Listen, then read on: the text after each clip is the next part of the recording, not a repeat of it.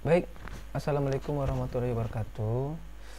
Kali ini kita akan melanjutkan pelajaran Pascal tentang perulangan, for do, while do, ataupun repeat until. Sebelumnya kita sudah mempelajari perulangan bersarang, for do bersarang ya.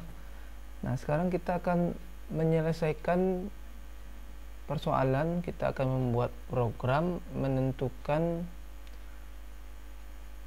atau menampilkan barisan bilangan asli dan menentukan banyaknya. Jadi saya sudah memberikan tugas kepada Anda. Tugasnya adalah menampilkan bilangan barisan bilangan genap dan barisan bilangan ganjil, serta menentukan jumlah atau menentukan banyak bilangan genap atau ganjil yang ditampilkan tersebut sesuai dengan batas yang telah kita tentukan di awal.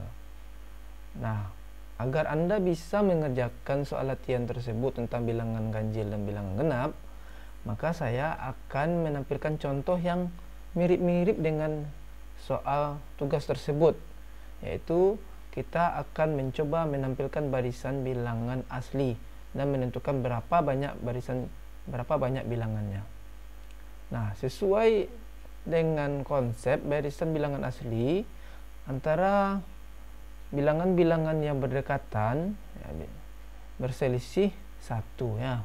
Jadi bilangan asli itu selisih dua bilangan yang berurutan terus menerus, selisihnya satu. Antara tiap bilangan asli berurutan berselisih satu. Nah, kalau nanti Anda ditugaskan untuk membuat barisan bilangan genap, tentu selisihnya berapa? Bilangan ganjil selisihnya berapa? Nah, yang pertama tentu Anda sudah paham ini membuat programnya secara utama ya. Jadi saya tidak menampilkan proses pembuatan programnya dari awal, karena ini demi menghemat waktu, menghemat kuota Anda, karena kita lagi sedang berjuang dalam wabah penyakit ya. Anda juga keterbatasan waktu, tempat, makanan, dan termasuk keterbatasan kuota internet juga susah gitu ya. Jadi saya tampilkan aja programnya langsung begitu. Jadi Anda tidak repot-repot jadinya. Nah, coba Anda perhatikan di sini. Sebentar.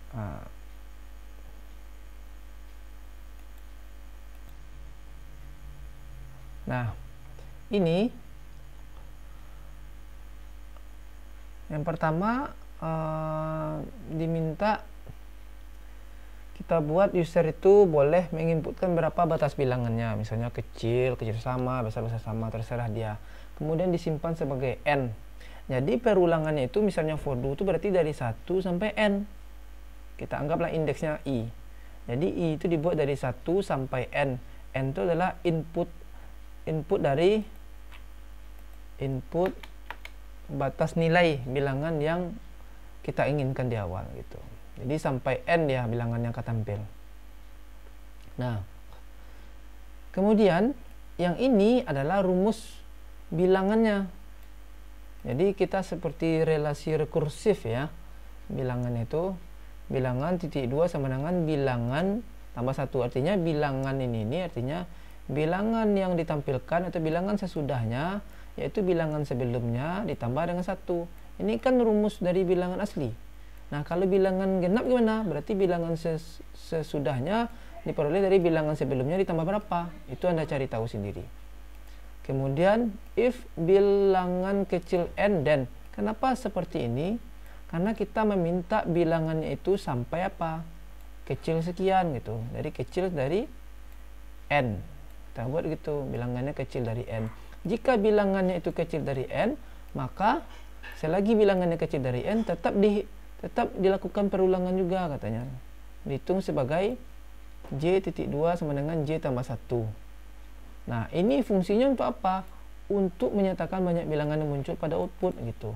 Jadi selagi bilangan itu kecil dari batas n, maka ini akan terus berulang sebanyak ini. Terus berulang karena yang ini kan berada dalam for do semuanya nih. Sehingga misalnya bilangan pertamanya apa? Kalau i-nya 1 berarti di sini Nah, karena bilangannya kan kita definisikan 0, kontrol awalnya 0. Berarti untuk perulangan pertama i-nya 1, maka bilangannya jadi 0 tambah 1. Berarti akan tampil di right ini, yang output ini akan tampil nanti bilangannya, yaitu bilangannya 1 ya. Tampil bilangannya 1. Nah, kemudian diulang lagi. Nah, ketika tampil bilangannya outputnya 1, berarti ini dihitung sebagai 1. J-nya tentu dari 0 awalnya itu 0 tambah 1, tentu J-nya juga 1. Berarti satu bilangan. Ketika tampil outputnya 1, maka dia terbaca satu bilangan lah yang tampil.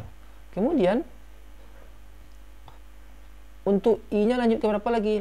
I-nya lanjut ke 2. Saat I-nya 2, maka bilangan ini apa? Bilangan sesudahnya. Bilangan sesudah sama dengan bilangan sebelum. Bilangan sebelumnya apa? 1 ini kan. Berarti 1 tambah 1, 2. Berarti outputnya 2. Nah, kemudian J-nya ini apa? J sebelumnya juga. Apa itu? J sebelumnya yaitu 1 kan. J sebelumnya yaitu 0 tambah 1 kan 1.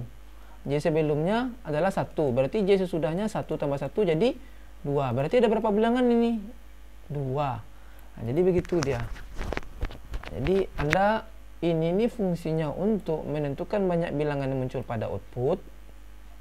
Sedangkan yang ini fungsinya untuk menentukan barisan bilangan aslinya. Kenapa tambah 1? Karena dia selalu berselisih 1. Nah, kalau bilangan genap atau bilangan ganjil bagaimana? Apakah dia ditambah, dikali, dikurang, dibagi, pangkat? Nah, itu Anda pikirkan. Jadi mirip-mirip programnya dengan ini nanti. Oke, itu untuk for to do. Oke, bagaimana caranya kalau kita compile?